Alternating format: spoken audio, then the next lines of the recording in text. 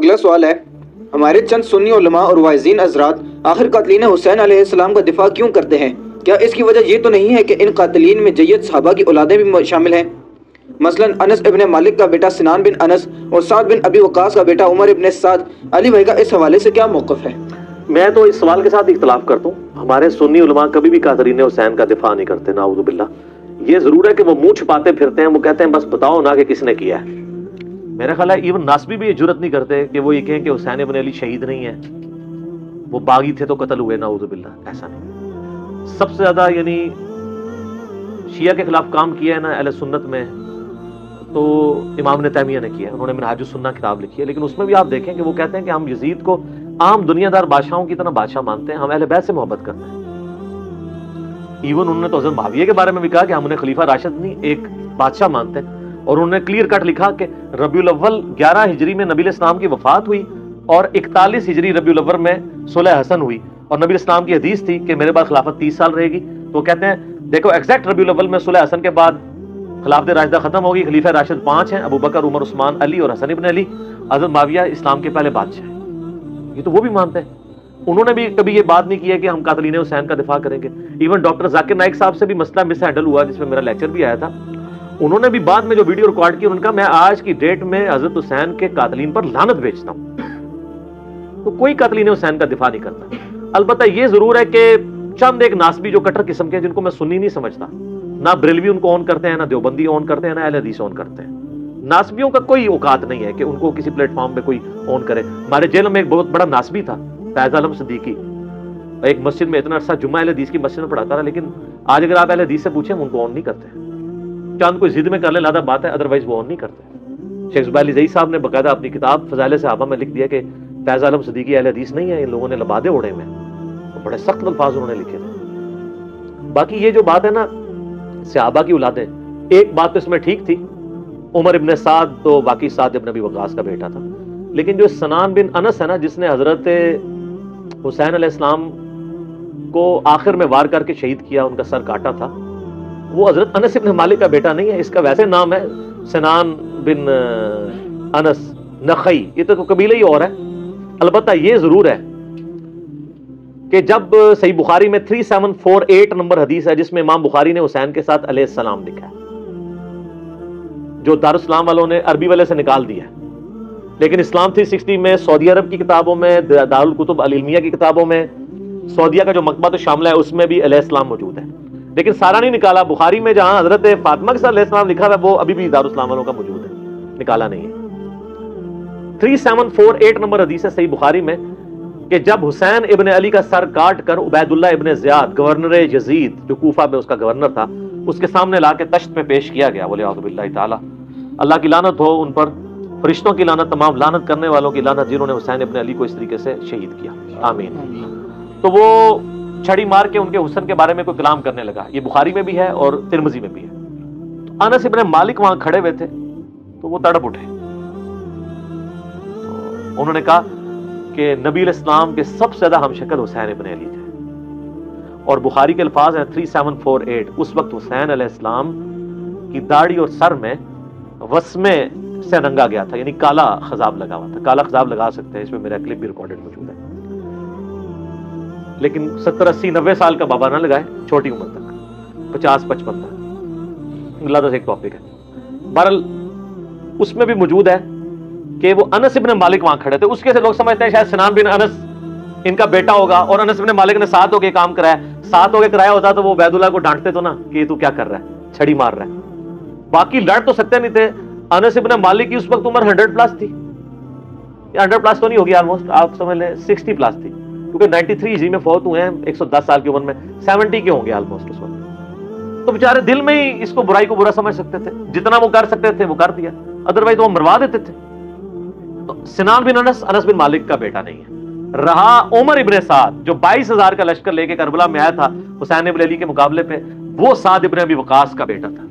और आप देखें अजीब बदकिस्मती इस शख्स की कि साद इब्न अबी वकास ने ही वो पर्शियन अंपायर गिराई हुई है, इराक, ईरान, कूफा, ये सारा हजरत साद ने फतह किया हुआ है।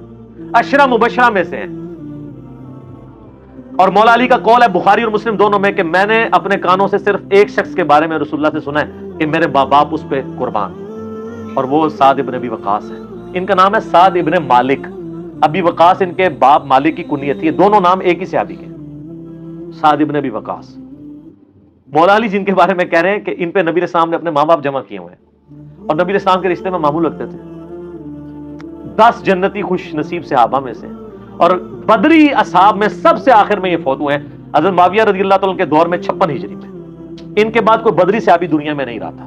बदरी सहाबी एक बहुत बड़ा टाइटल था। ये सबसे आखिर में फौत हुए। पूरी जिंदगी हज़रत मुआविया से इनका इख्तलाफ रहा था इस मसले में जो हज़रत अली के साथ उनके मामलात थे, सब शतम वाले। ये बंदा हमेशा डटा रहता था। मेरे पिछले दिनों क्लिप भी आया ना इस हवाले से, क्या सहाबा को गाली देने वाला काफिर हो जाता है। उसमें मैंने इनके हवाले से हदीसें सही मुस्लिम से बयान की हैं। इनका बेटा था उमर इब्न साद, जिसको रै की हुक्मरानी की लालच दी थी। रै पूरा एरिया था, ईरान, इराक, अफगानिस्तान, ये पूरे एरिया को रै कहा जाता था उस जमाने में। इतनी बड़ी हुक्मरानी की, गवर्नरी की लालच दी यजीद ने उबैदुल्लाह इब्न ज़ियाद के। बाप देख लो, साद इब्न अबी वकास, जो मौला अली से मोहब्बत करने वाला, सुन्न निसाई अल कुबरा में मौजूद है। 2 ताबईन मिलने आते हैं साद इब्न अबी वकास को और कहते हैं, साद इब्न वकास उनको पहली बात ये करते हैं कि मैंने सुना है कि तुम हजरत अली को गालियां देते हो। उनका माअज़ल्लाह, हम क्यों देंगे? तो उन्होंने फरमाया ये बनु उमैया के लोग अगर मेरे सर पे आरा भी रख दें और मेरे 2 टुकड़े कर दें और मुझे ये कहें कि मैं हजरत अली के बारे में कोई नाजेबा जुमला निकालूं, तो मैं साद कभी भी उनके बारे में कोई जुमला नहीं निकालूंगा जो कुछ मैंने रसूलुल्लाह से अली इब्न अबी तालिब की शान में सुन रखा है। सही मुस्लिम में हदीस मौजूद है ना, हज़रत मुआविया ने इनको कहा, हमारा मुआविया ने हुक्म दिया, उसमें अल्फाज उन्होंने इनकार कर दिया। तो हज़रत फिर मुआविया ने कहा तुम्हें कौन सी चीज मना करती है कि तुम अली इब्न अबी तालिब पे सब शतम नहीं करते? उनका मुआविया, मैंने 3 फजीलतें अली के बारे में ऐसी सुनी है, मुझे एक भी मिल जाती तो बहुत थी। फिर उन्होंने कहा वो पहली फजीलत ग़ज़वा तबूक के मौका पर अली की मेरे साथ वही निस्बत है जो हारून की मूसा के साथ, मगर मेरे बाद कोई नबी नहीं। दूसरी फजीलत खैबर के मौका पर कल उस शख्स के हाथ में झंडा दूंगा जो अल्लाह और उसके रसूल से मोहब्बत करता है, अल्लाह और उसके रसूल से मोहब्बत करता है। हम पूरी रात इस खुशी से सोए नहीं कि कौन होगा वो बंदा, अली को दिया झंडा। और मुस्लिम में आगे अल्फाज है कि हज़रत उमर कहते हैं मुझे पूरी जिंदगी रश्क रहेगा कि उस दिन झंडा मुझे नहीं मिला, अली को मिला।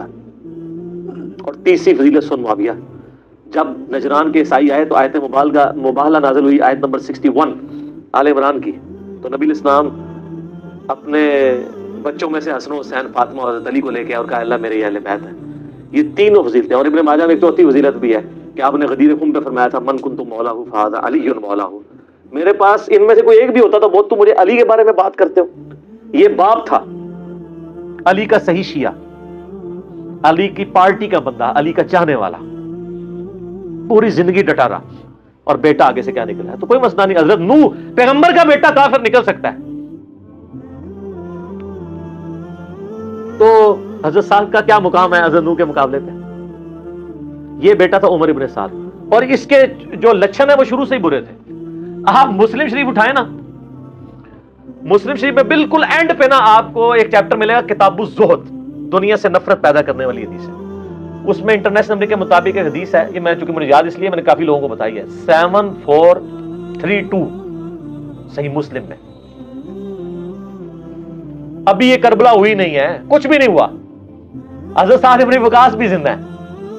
तो साद इब्न वकास अपने खेतों में हल चला रहे होते हैं या वो बीज वाला काम कर रहे होते हैं, तो उनके साथी कहते हैं इतने में उनका बेटा सामने से आता है। तो हज़रत साद जब अपने बेटे को देखते हैं उमर इब्न साद को, तो कहते हैं अल्लाह इस सवार के शर से मैं तेरी पनाह में आता हूं।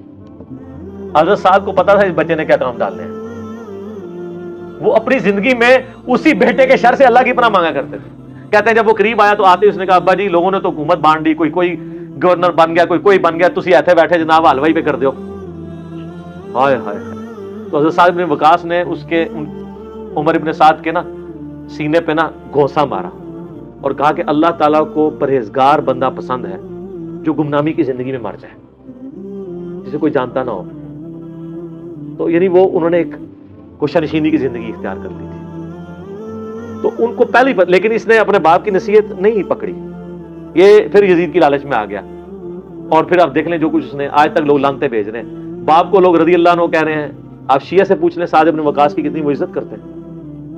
मैं अभी कल एक क्लिप वो एक शिया आलिम सैयद जवाद नकवी साहब का सुन रहा था, तो वो इतनी तारीफी कलिमात कह रहे थे और बता रहे थे कि भाई बेटा ये निकला और बाप को देखें, बाप ने ईरान फतह किया था, दूसरी बड़ी सुपर पावर गिराई थी, और बेटा आगे से क्या निकला। अच्छा, आप देख लें कि दीन एफर्ट का नाम है, ये नहीं है कि ये विरासत में ट्रांसफर हो। अंबिया की विरासत में ट्रांसफर नहीं हुई है तो और किस में होनी है? तो इसलिए हम कतन नहीं करते, और अहले सुन्नत के यहां कोई भी नहीं है। मुफ्ती मुनीब साहब ने अगले दिनों एक मिस हैंडल किया था मामला, तो फिर बाद में पूरा पर्चा पढ़ के सुनाया उन्होंने। उस पर्चे में तो ऑलमोस्ट उन्होंने यजीद को काफिर ही कह दिया है, और पहले कह रहे थे कि जी वो ये पता नहीं क्या, मतलब ये लोग, इनके मफादात होते हैं अपने। बहरहाल जब इनके सर पे पड़ती है फिर ये सही बात कहते हैं, जब सर पे नहीं पड़ती फिर और बातें करते हैं फेम हासिल करने के लिए, उल्टा बदनामी होती है। ठीक हो गई।